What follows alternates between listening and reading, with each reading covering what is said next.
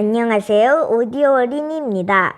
오늘은 다니엘 디포가 쓴 로빈슨 크루소를 읽어드리려 하는데요. 이에 앞서 작가인 다니엘 디포에 대해 알려드리도록 하겠습니다. 다니엘 디포는 런던의 크리플 게이트에서 상인의 아들로 태어났다. 1660년에 태어났다고 흔히 알려져 있지만 1659년이나 1661년에 태어났다는 설도 있다. 원래 성은 뒤포였는데 자신이 43살 되던 해에 디포로 바꾸었다. 로빈슨 크루소가 작품 속에서 원래 성이었던 크로이츠네를 크루소로 고친 것처럼 말이다. 디포는 아버지가 바라는 대로 찰스 보턴 학원에서 5년 동안 목사 수업을 받았지만 엉뚱하게도 사업에 더 큰 관심을 가져 23살 되던 해에 옷 장사를 크게 벌였다. 디포는 그 일을 사랑스러운 일거리라고 불렀으며 일생 동안 상업에 대해 관심을 버리지 않았다. 디포는 24살에 부유한 상인의 딸인 메리 다프거와 결혼해 7명의 자녀를 두었다. 결혼 이듬해 공장 반란에 참가한 죄로 처형당할 뻔했으나 당시 국왕이었던 윌리엄 3세와 친분이 있어서 다행히 위기를 넘겼고 윌리엄 3세의 도움으로 정부의 세무관리자가 되기까지 했다. 디포는 외국에서 태어났다는 이유로 국민들의 지지를 받지 못했던 윌리엄 3세를 위해 글을 활발히 발표했으며 영국에서 태어난 것을 자랑하는 풍조를 비웃는 풍자시 진짜 영국인 을 발표하여 국왕을 감쌌다. 이제부터 디포는 약 20년 동안 정치 평론가로 활동하며 여러 분야에 걸친 폭넓은 관심과 기발한 생각으로 당시의 어떤 문제든 펜 끝에서 요리했다.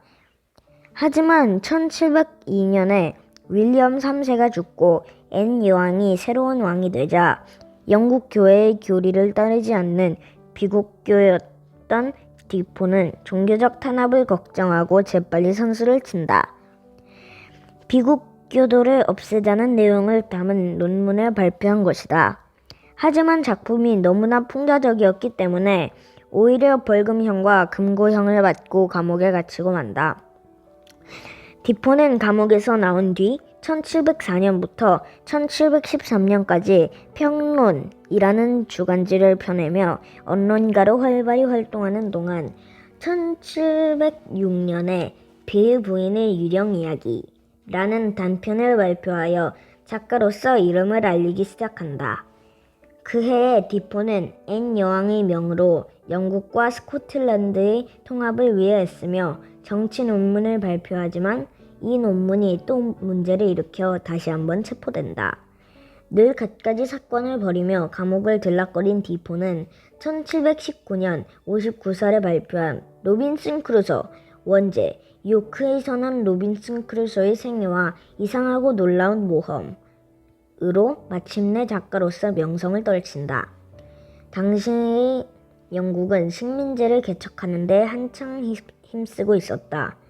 로빈슨 크루소는 바다에 대한 모험심을 더욱 자극하며 최고의 인기를 누렸고 나온 지 4개월 만에 4판을 거듭한 어마어마한 성공에 힘입어 디포는 그 해에 소편을 썼다. 그리고 이듬해부터 던컨 캠벨의 생애, 싱글턴 선장, 몰 플랜더스 등 많은 소설들을 발표하며 열정적인 창작 활동을 펼쳤다. 이렇듯 디포는 40대에는 언론가로 60대에는 작가로 이름을 떨쳤으나 칠순에 접어들면서 육체적, 정신적으로 쇠약해졌다. 1730년 9월에 홀연히 사라졌다가 이듬해 4월 26일에 모어 필스에 있는 하숙집에서 71세의 나이로 세상을 떠났다. 로빈슨 크루소의 버금가는 모험심과 호기심으로 파란만장한 삶을 살았던 다니엘 디포는 18세기 영국을 문학 대표하는 작가로 칭송받았으며 주옥같은 작품들을 통해 아직도 우리에게 변함없는 즐거움을 주고 있다. 로빈슨 크루소의 파란만장한 이야기는 다니엘 디포가 스코틀랜드 선원 알렉산더 셀커크가 남태평양에서 표류한 뒤 후앙 페르난데스 섬에서 4년간 혼자 살았다는 이야기를 듣고 쓴 책으로 알려져 있다. 하지만 로빈슨 크루소의 성격이나 그가 무인도에서 겪은 갖가지 모험담은 순전히 작가의 상상력으로 만들어낸 것이다. 그런 만큼 로빈슨 크루소에는 디포의 사상과 그가 살았던 시대 분위기가 고스란히 담겨 있다. 홀로 무인도에 떨어진 뒤에도 좌절하지 않고 끝까지 살아가는데 필요한 물건들을 끊임없이 구원하고 만들어내는 로빈슨 크루소의 창의력은 르네상스 시대를 지나며 만들어진 인간 능력에 대한 믿음과 낙관적인 인간관을 보여준다. 로빈슨 크루소를 이해하는 데는 종교적인 영향 또한 무시할 수 없다. 위험을 겪을 때마다 성서에 의지하고 기도를 빠뜨리지 않는 모습은 독실한 신자였던 디포 자신의 모습이자 종교가 개인 활동에도 큰 영향을 미쳤던 당시 시대상을 반영한다. 디포가 크루소의 종교적 성찰을 모아 로빈슨 크루소 내성록이라는 작품으로 따로 출판한 것만 봐도 이 작품에서의 종교적 중요성을 알 수 있다.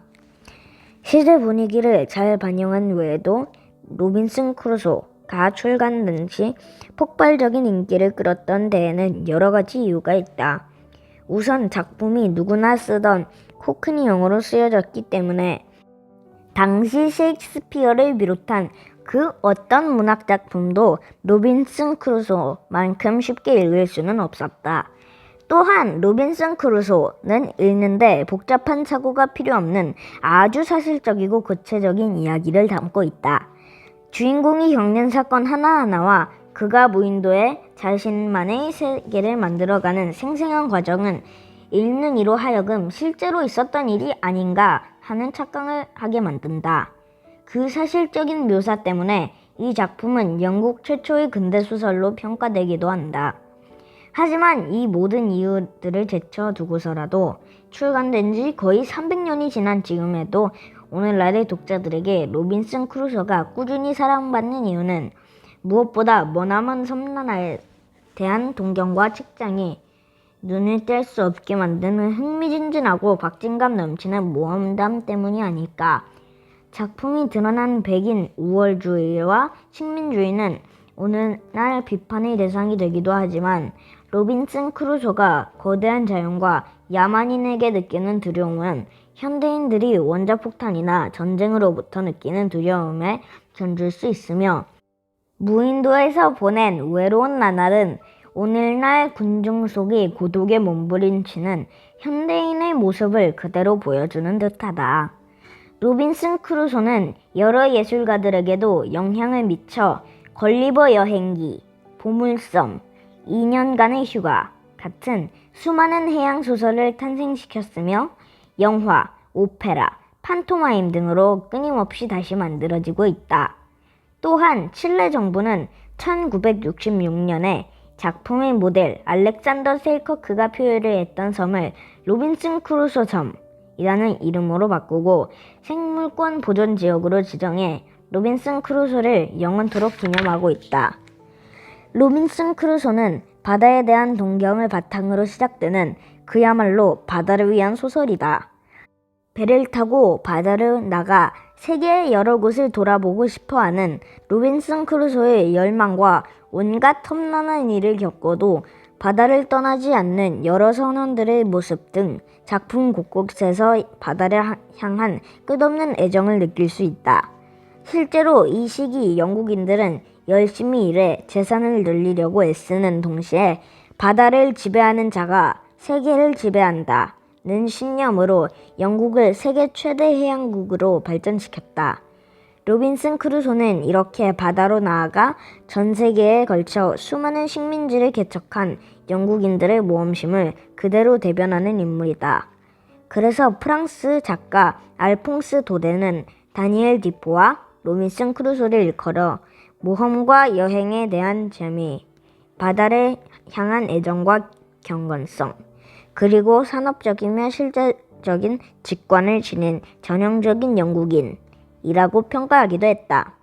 영국은 헨리 7세 1457년에서 1509년 때부터 인도로 가는 새로운 바닷길을 개척하도록 지원하고 해군력을 늘리는 등 바다에 대해 관심을 기울이기 시작했다.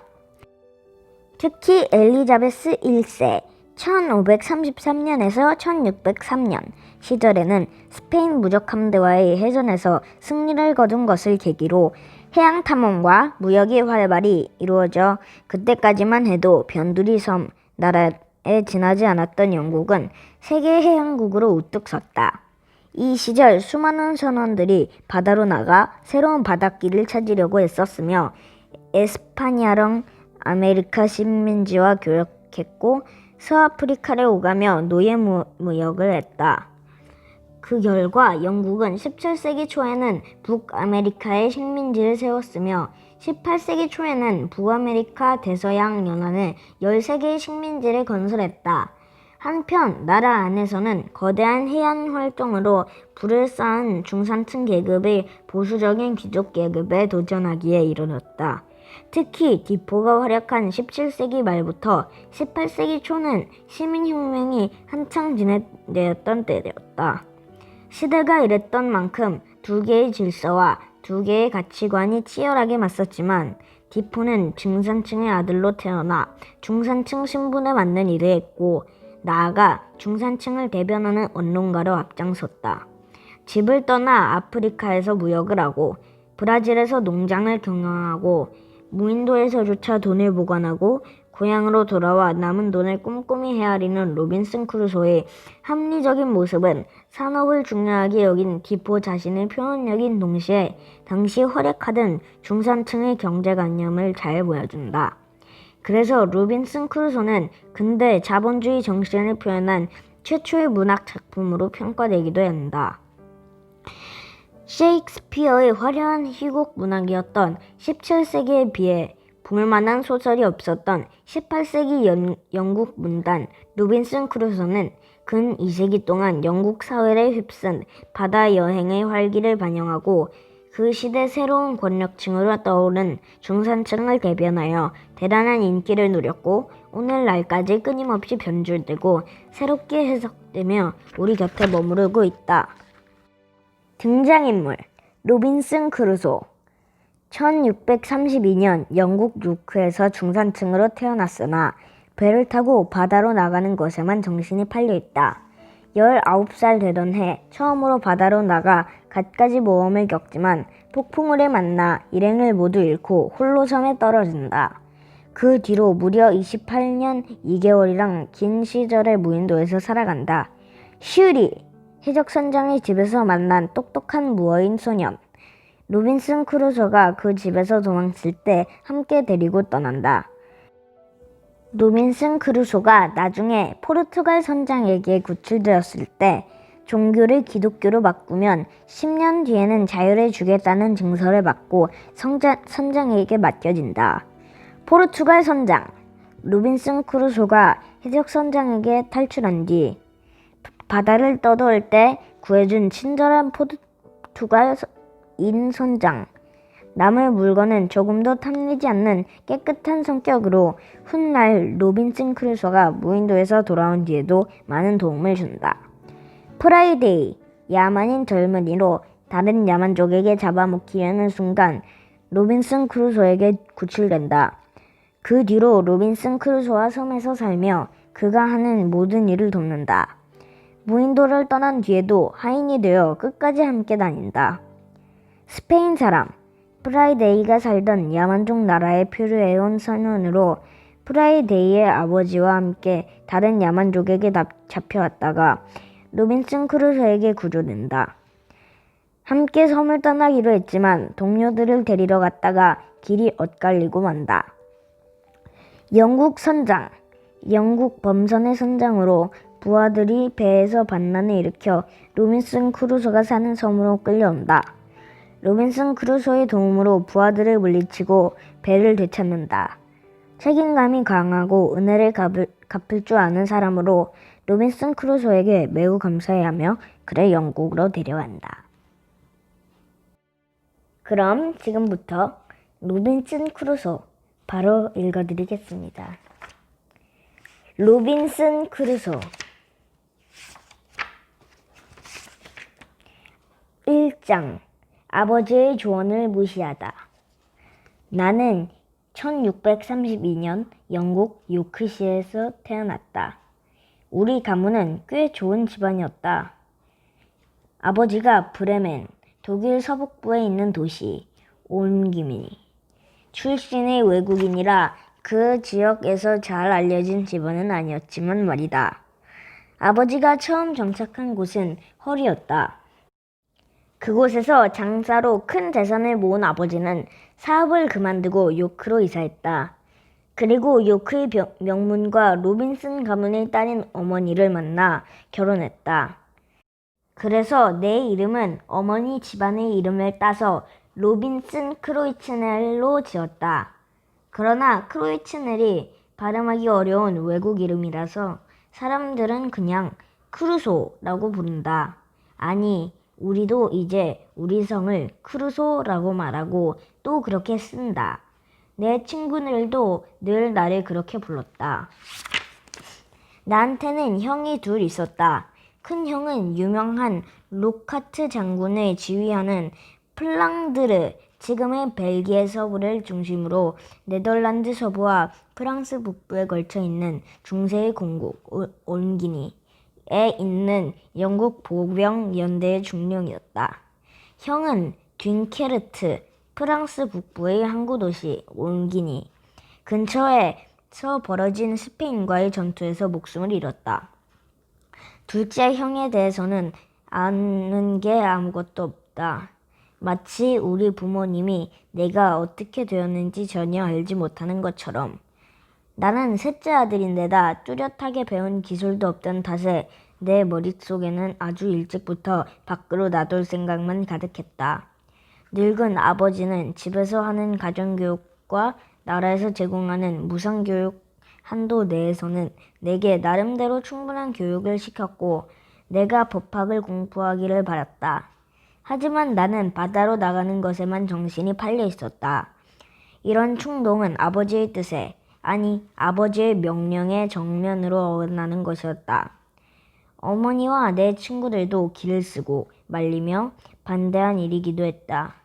그런데도 나를 불행한 삶을 구렁텅이에 빠뜨릴 그런 충동에 자연스럽게 끌린 것을 보면 그게 다 운명이 아니었나 싶다.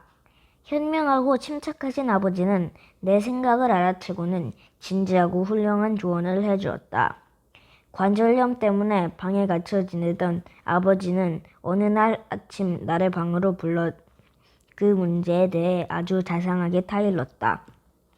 얘야, 단지 방랑을 해보겠다는 이유 말고도 도대체 집과 고향을 떠나려는 이유가 뭐냐? 이곳에서 성실하게 열심히 일하면 큰 재산을 모을 수도 있고 인생을 편하게 즐겁게 살 수 있을 텐데 말이다. 낯선 곳으로 모험을 떠나는 사람이나 위험한 사업으로 출세를 하는 사람, 또 평범한 길이 아닌 데서 유명해지는 사람들은 둘 중 하나야. 절망적인 운세를 타고난 사람들이거나 아니면 크게 될 좋은 운세를 타고난 사람들이지. 하지만 너는 그런 일을 하기엔 너무 아깝거나 아니면 한참 모자라는 사람이야. 너는 중산층이야. 달리 말하면 하류층 가운데 상류층이라고나 할까? 그게 세상에서 가장 좋은 상태, 즉 사람이 행복을 느끼기에 가장 적합한 상태라는 걸 이 아비는 오랜 경험으로 알고 있단다. 하류층 일꾼들처럼 불행과 고난, 힘든 노동과 고생을 겪은 일도 없고 상류층 사람들처럼 자존심, 화려함, 야심, 더 잘난 사람들에게 대한 시기심 때문에 마음고생할 일도 없지.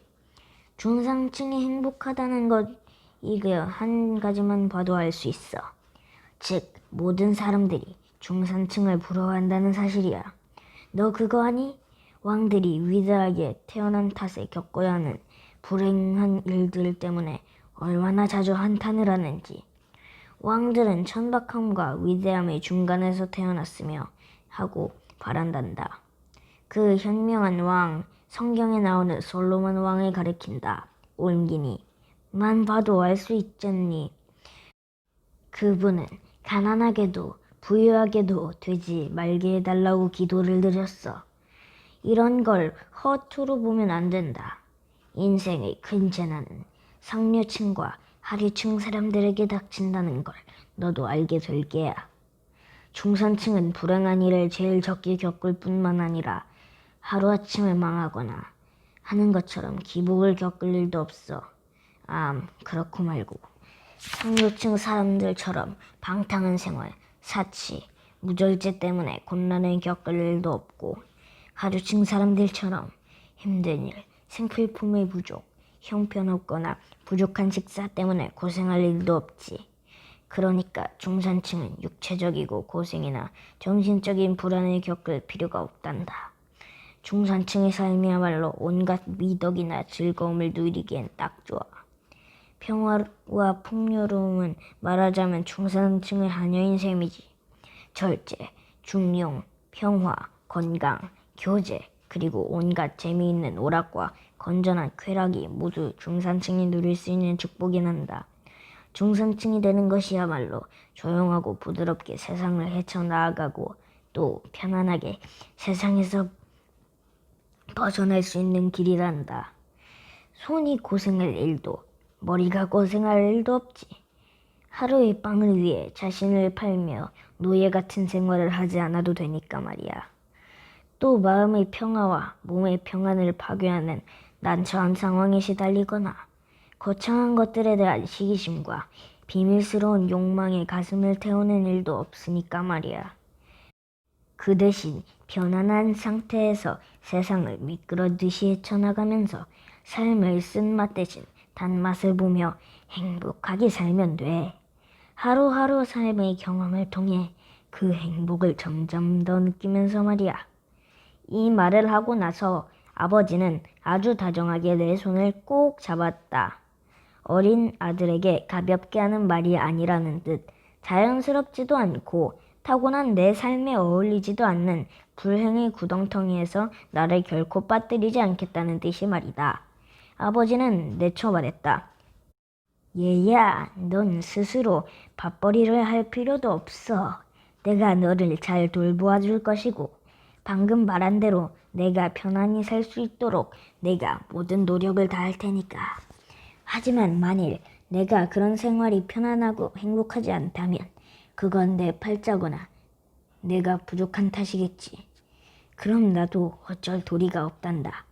그렇다면 너한테 해가 될 게 뻔한 행동에 대해 반대하고 충고하는 이 노릇도 그만둘 작정이다. 한마디로 말해 아버지가 시키는 대로 집에 눌러앉아 자리를 잡는다면 최선을 다해 돕겠지만 집을 떠나는 것을 격려한 만큼 나의 불행을 돌볼 힘이 없다는 말이었다. 말을 끝맺으면서 아버지는 마지막으로 형 이야기를 본보기로 들었다. 이야비는 내 형한테 전쟁터에 가지 말라고 지금처럼 열심히 설득했다. 하지만 형은 객기로 군대에 갔고 결국 거기에서 죽었다. 난 언제나 널 위해 기도하겠지만 장담컨대 만약 내가 어리석은 길로 간다면 신이 너를 돌보아 주지 않을 게다. 그래서 내가 다시 일어설 수 있도록 도와줄 사람이 아무도 없을 때 이 아비의 조언을 무시한 것을 뼈저리게 후회하게 될 날이 올 거다. 아버지의 말씀의 이 마지막 대목은 참으로 예언적이었다. 물론 그 말대로 될 거란 걸 알고 말씀하시지는 않았겠지만 말이다. 어쨌든 마지막 대목에 이르렀을 때, 특히 죽은 형 얘기를 할 때 나는 그 슬픈 눈물이 아버지 뺨을 타고 주르륵 흐르는 것을 보았다. 그리고 나를 도와줄 사람이 아무도 없을 것이며 내가 뼈저리게 후회하게 될 날이 올 거라고 말할 때는 감정에 북받쳐 더 이상 말을 잇지 못했다. 나는 아버지 말씀에 진심으로 감동을 받았다. 누구든 그렇지 않으랴. 그래서 나는 해외로 나갈 생각을 접고 아버지의 바람대로 집에 남기로 마음먹었다. 그러나 어쩌랴. 며칠이 지나자 모두 허리를 되어버렸다. 아버지를 일단 안심시켜 놓고 2, 3주가 흐른 뒤 나는 아버지 곁을 떠나 도망치기로 마음먹었다. 그러나 처음 마음속의 결심이 끌어오는 것만큼 그렇게 서둘러 행동에 나서지는 않았다. 어머니가 평소보다 기분이 좋아 보이던 어느 날 나는 어머니에게 이렇게 말했다. 저는 넓은 세상을 구경하고 싶어요. 그래서 아무리 마음을 다 잡아도 어떤 일을 끝까지 해낼 자신이 없어요. 그러니 아버지께서 제 뜻을 꺾으려 하시기보다는 제 뜻에 동의해 주시는 게 좋을 것 같아요. 저는 벌써 18살이나 먹었어요. 무슨 가게나 변호사, 사무실 같은 데서 일을 배우기엔 너무 늦었단 말이에요. 그런 일을 시작한다 해도 필요한 견습 기간을 채우지 못하고 바다로 도망쳐 나갈 게 뻔해요. 아버지께 제가 바다로 나가 여행하는 것을 한 번만 허락해 달라고 말씀해 주세요. 집으로 돌아온 뒤 이건 아니다 싶으면 다시 집을 떠나지 않을게요. 그 대신 2배로 열심히 일해서 놓친 시간에 보충할게요. 내 말을 듣고 어머니는 펄쩍 뛰었다. 어떤 말을 해도 아버지한테는 소용없을 거야. 네 속을 뻔히 아시는데 너한테 엄청난 해가 될 일을 허락해 줄 턱이 없지. 아버지하고 얘기를 나누고도 아버지의 친절하고 다정한 말씀을 듣고도 어쩜 그런 생각을 할 수가 있니? 그렇게 스스로를 망치고 싶다면 알아서 해라. 아버지나 나한테 허락받을 생각은 꿈도 꾸지 말고. 네가 정 파멸의 길로 가겠다면 나도 어쩔 수가 없다. 아버지도 못하시는 일을 이 어미가 어떻게 할 수 있겠니? 어머니는 내 말을 아버지에게 전하지 않겠다고 했지만 나중에 나는 어머니가 우리가 나눈 이야기를 아버지께 알렸다는 말을 들었다. 아버지는 근심이 가득한 표정으로 한숨을 쉬며 어머니에게 이렇게 말했다고 한다. 집에 가만히 있으면 행복할 텐데. 하지만 바다로 나가면 녀석은 세상에서 가장 비참한 신세가 될 거요. 그런 일을 내가 어떻게 허락하겠소. 결국 내가 집을 떠난 것은 그로부터 1년 뒤였다. 그 1년 동안 나는 하라는 일을 온갖 제안에 끈덕지게 귀를 막았다. 그리고 내가 하고 싶어하는 일을 그렇게 단호하게 반대하는 부모님에게 자주 반항했다. 그러던 어느 날 나는 우연히 헐에 가게 되었다. 그때까지만 해도 가출할 생각은 전혀 없었다.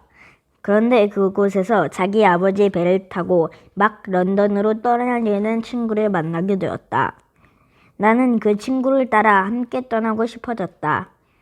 뱃사람들에게 흔한 유혹인 공짜 배 여행을 할 수 있다는 말에 마음이 끌렸던 것이다. 물론 부모님께 물어보기는커녕 나중에 내 소식을 듣겠거니 하면서 떠난다는 말 한마디 하지 않았다. 하나님이나 아버지의 축복은 바라지도 않았다. 앞뒤 가리지 않고 1시간 뒤 나는 런던으로 향하는 배에 올랐다. 이때가 1651년 9월 1일이었다. 모험심 가득한 젊은이가 겪을 수 있는 그 어떤 불행보다도 오랫동안 계속된 나의 불행은 이렇게 그 어떤 불행보다 순식간에 시작되었던 것이다. 우리 배가 험버강을 벗어나자마자 바람이 불고 바다가 사납게 출렁거리기 시작했다. 단 한 번도 배를 타본 적 없던 나는 뱃멀미를 아주 심하게 했고 겁을 잔뜩 집어먹었다. 나는 그제서야 내가 저지른 행동을 심각하게 되돌아보기 시작했다.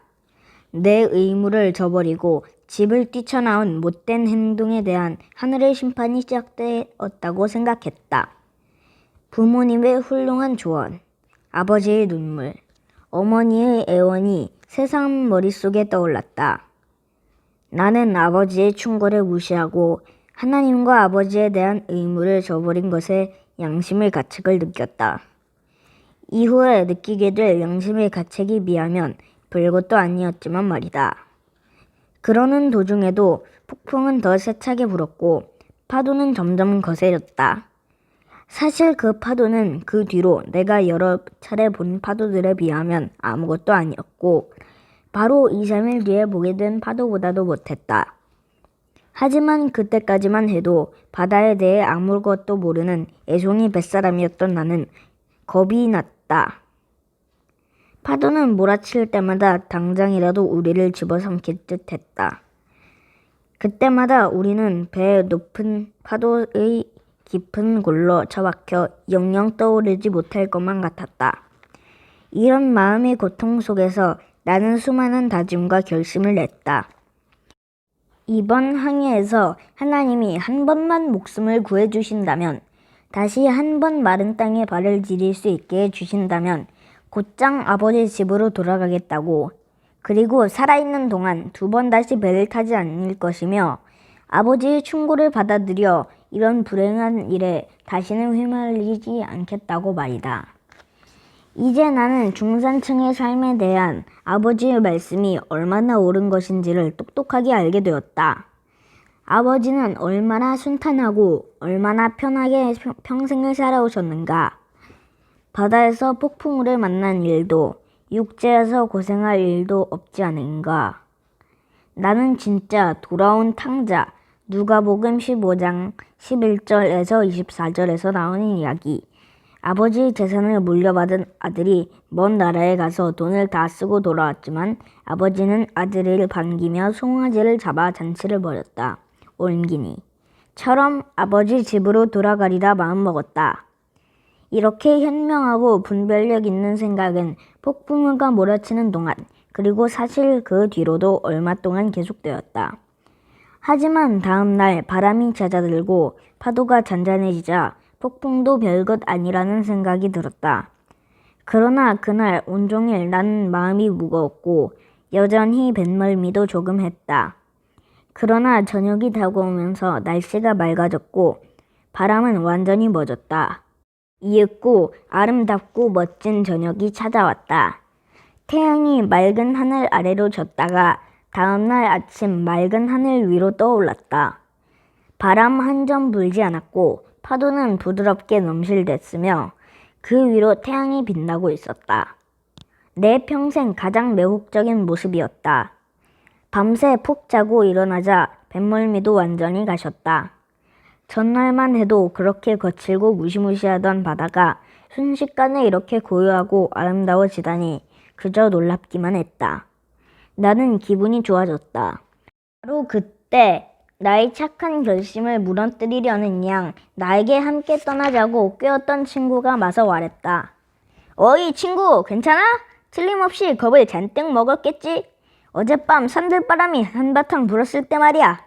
산들바람이라고? 무시무시한 폭풍이었어. 폭풍이라고? 이런 바보 같은 이라고. 그 정도의 폭풍이라도 하다니. 나 원참, 그건 아무것도 아니야. 좋은 배랑 배를 조종하기 충분한 공간만 있으면 그 정도 돌풍은 아무것도 아니라고.